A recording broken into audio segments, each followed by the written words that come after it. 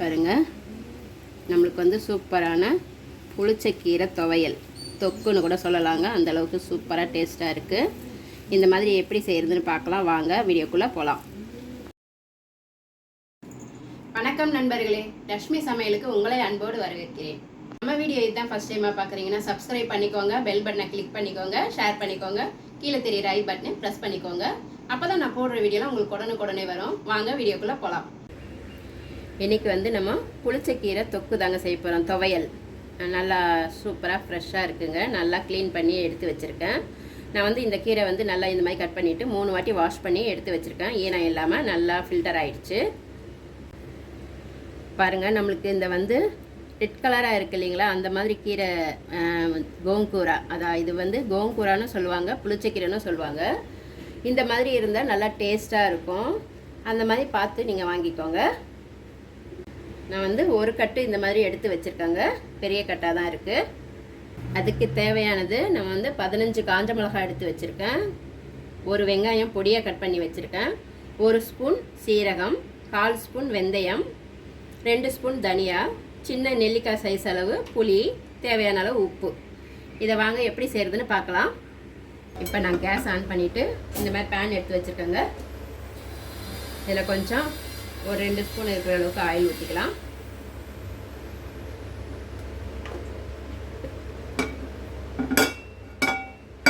இதில் காஞ்ச மிளகாவை போட்டு வறுத்துக்கலாம். ஸ்லோலியே வச்சு நல்லா வறுத்துக்கலாம். காஞ்ச மிளகா வந்து ரொம்ப இது பண்ண வேண்டாம், கொஞ்சம் லைட்டாக வறுபட்டால் போதும். ரொம்ப தீஞ்ச மாதிரி இருந்தால் டேஸ்ட் உங்களுக்கு மாறிடும். பாருங்கள், இந்த அளவுக்கு வறுபட்டால் போதும். நம்மளுக்கு கலர் மாறாமல் நம்ம அப்படியே தட்டில் மாற்றிக்கலாம். இப்போ வந்து நம்ம தனியா அதிலே வறுத்துக்கலாம். தனியா, சீரகம், வெந்தயம் இதையும் போட்டு வறுத்துக்கலாங்க. இதையும் லைட்டாக கோல்டன் கலர் வந்ததும் நம்ம தட்டில் மாற்றிக்கலாங்க. ரொம்ப கருப்பாக விடக்கூடாது, நல்லா வாசனையாக வரும். அந்த ஸ்டேஜில் நம்ம ஸ்டவ் ஆஃப் பண்ணிக்கலாம். பாருங்கள், இந்த அளவுக்கு நம்மளுக்கு வறுபட்டுருச்சு. அவ்வளோதான், நம்மளுக்கு ஸ்டவ் ஆஃப் பண்ணிக்கலாம். ரொம்ப வெந்தயம் வறுத்தோம்னா கசப்பாயிடும். இந்த ஸ்டேஜ் போதும். இது எல்லாமே நல்லா நம்மளுக்கு ஆறட்டுங்க. சூடாறினதும் நம்ம மிக்ஸி ஜாரில் போட்டு அரைச்சி எடுத்துக்கலாம். இப்போ நம்ம அதே பேனில் ஒரு 2 ஸ்பூன் எண்ணெய் ஊற்றிக்கிறோம். நம்ம எடுத்து வச்சிருந்த புளிச்சக்கீரையை போட்டு வதக்கிக்கலாம்.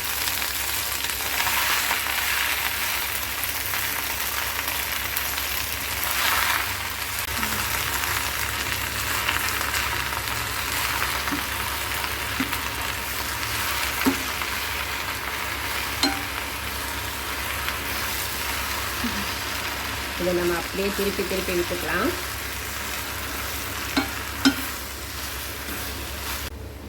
நம்ம கொஞ்சம் கொஞ்சமாக போட்டு இந்த மாதிரி கொஞ்சம் வதங்கினதும் அதில் போட்டு திருப்பி விட்டுக்கலாம். அப்போ கொஞ்சம் உங்களுக்கு நல்லா திருப்ப வரும். இது வதங்கினதும் கொஞ்சமாக ஆகிடும்.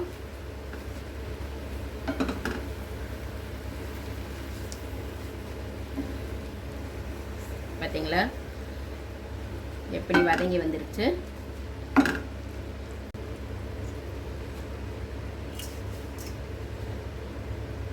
அவ்வளோதாங்க, நம்ம எல்லாத்தையும் போட்டு இப்போ நல்லா வதக்கிக்கலாம். பார்த்தீங்களா, இந்த அளவுக்கு வதங்கி வந்துடுச்சு. இன்னும் நல்லா கொஞ்சம் வதங்கட்டும். இப்போ வந்து இந்த ஸ்டேஜில் நம்ம புளி எடுத்து வச்சுருந்தோம் இல்லைங்களா, அதை போட்டுக்கலாம். போட்டு அதையும் அதோட நல்லா வதங்கட்டும்.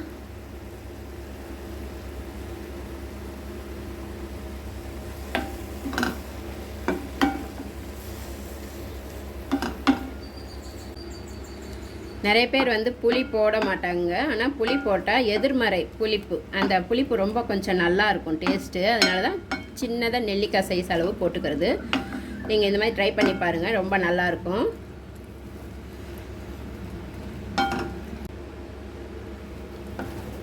பாருங்கள், எல்லாமே நல்லா வதங்கி வந்துடுச்சு. இப்போ நம்ம இதை ஸ்டவ் ஆஃப் பண்ணிக்கலாம்.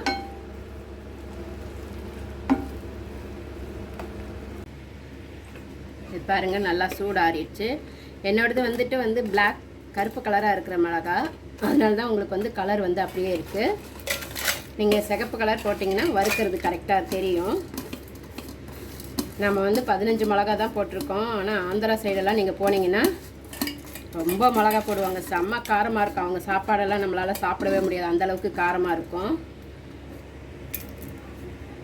இதுலேயே நான் கொஞ்சம் உப்பு போட்டுக்கிறேன், தேவையான அளவு. இதை அப்படியே வந்துட்டு நம்ம தண்ணி ஊற்றாமல் பவுடர் மாதிரி அரைச்சிட்டு வந்துடலாம். ரொம்ப நைஸாக அரைக்க வேணாம், கொஞ்சம் குறைன்னு அரைக்கலாம். பாருங்கள், இந்த மாதிரி நம்ம பொடி பண்ணிட்டு வந்தாச்சு. இப்போ வந்து இதுலேயே நம்ம எடுத்து ஆற வச்சுருக்கோம் இல்லைங்களா இந்த புளிச்சக்கீரை, இது சூடு ஆறினதும் இதில் போட்டு ஒரே ஒரு திருப்பு தாங்க, ரொம்ப திருப்பக்கூடாது.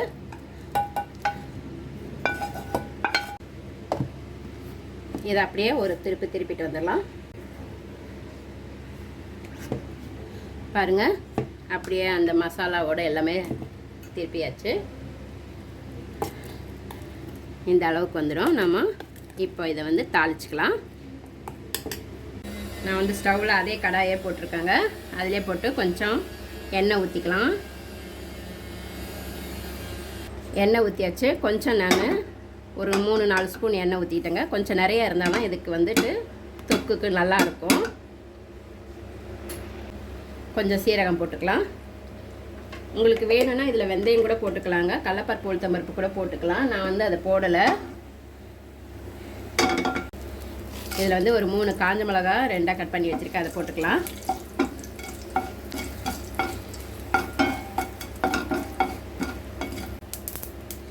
இப்போ வந்து நான் வெங்காயம் 1 கட் பண்ணி வச்சுருக்கேன் பொடியாக, அதை போட்டு நல்லா வதக்கிக்கலாம். உங்களுக்கு வேணும்னா வெங்காயம் போட்டுக்கலாங்க, இல்லைன்னா போட வேண்டாம். இது நம்ம ரொம்ப நாள் கெடுக்க வைக்கிறதா இருந்தால் வெங்காயம் போட்டால் கெட்டு போயிடும். இது வந்து ஒரு வாரம் ஃப்ரிட்ஜில் வச்சு சாப்பிட்டோம்னா ரொம்ப சூப்பராக இருக்குங்க. எங்கள் வீட்டில் வந்து காலி ஆகிடுன்றதுக்காக ஒரு 2 நாளையே நாங்கள் காலி பண்ணிவிடுவோம், அதனால தான் நான் வெங்காயம் போட்டேன். ஆனால் இந்த மாதிரி போட்டு ஒரு வாரம் ஃப்ரிட்ஜில் வச்சுருந்தா நல்லா தான் இருக்குங்க. நீங்கள் ரொம்ப நாளாக வச்சுக்கணுன்னு நினச்சிங்கன்னா வெங்காயம் போடாமல் வெறும்னே பண்ணலாம்.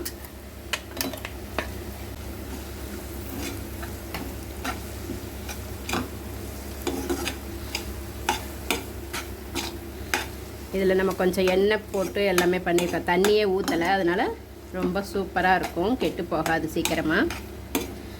இது நம்ம வந்து சாதத்தோடு பிசைஞ்சு சூடான சாதத்தில் போட்டு பிசைஞ்சு சாப்பிடும்போது ரொம்ப சூப்பராக இருக்குங்க. இது வந்து இட்லி தோசை கூட ரொம்ப நல்லாயிருக்கும். இதில் கொஞ்சமாக நம்ம பெருங்காயத்தூள் போட்டுக்கலாம். நீங்கள் கட்டி பெருங்காயமாக இருந்தால் நம்ம ஃபஸ்ட்டு தாளிக்கும் போதே அதில் நம்ம வறுத்து எடுத்துக்கலாங்க. இது நான் தூள் பெருங்காயன்றதால இப்போ போடுறேன். இதையும் நல்லா கலந்து விட்டுக்கலாம். நம்ம பாருங்கள், நல்லா ஊறுகாய் மாதிரி சுருண்டு வரும். அந்த ஸ்டேஜில் நம்ம ஆஃப் பண்ணிக்க வேண்டியது தான்.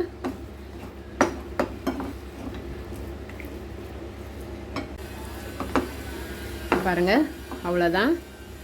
நம்ம ஸ்டவ் ஆஃப் பண்ணிக்கலாம். சூப்பராக கோங்கூரா துவையல், கோங்கூரா தெலுங்கில் வந்துட்டு அப்படி சொல்லுவாங்க,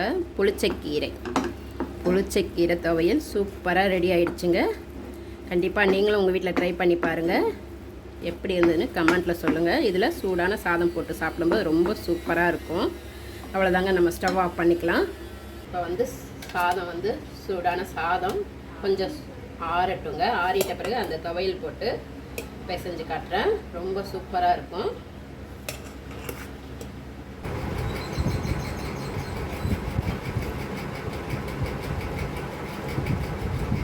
பார்க்கும்போதே நம்மளுக்கு சாப்பிடணும் போல் எச்சில் ஊறுதுங்க. இப்போ வந்து இதை கொஞ்சம் போட்டு நம்ம நல்லா பிசைஞ்சுக்கலாங்க.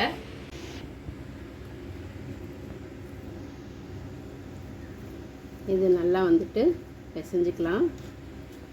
உங்களுக்கு காரம் அதிகமாக சாப்பிடுவீங்களா இருந்தால் கொஞ்சம் அதிகமாக கூட நீங்கள் போட்டுக்கலாங்க காரம். நம்ம வெங்காயம் வதக்கும்போது கொஞ்சம் ஃபுல்லாகவே ஃப்ரை பண்ணிடக்கூடாது, கொஞ்சம் ஃப்ரை ஆனால் போதும். அப்போ தான் அந்த சாப்பிடும்போது நம்மளுக்கு அந்த வெங்காயம் எல்லாம் நறுக்குன்னு வாயில் கடிப்படும். அப்போ ரொம்ப சூப்பராக இருக்கும், டேஸ்ட்டாக இருக்கும்.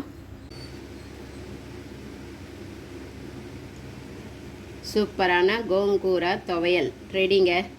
சாதத்தோட பிசைஞ்சு சாப்பிடும்போது ரொம்ப சூப்பராக இருக்கும். நீங்களும் உங்கள் வீட்டில் ட்ரை பண்ணி பாருங்கள். எப்படி இருந்ததுன்னு கமெண்ட்டில் சொல்லுங்கள்.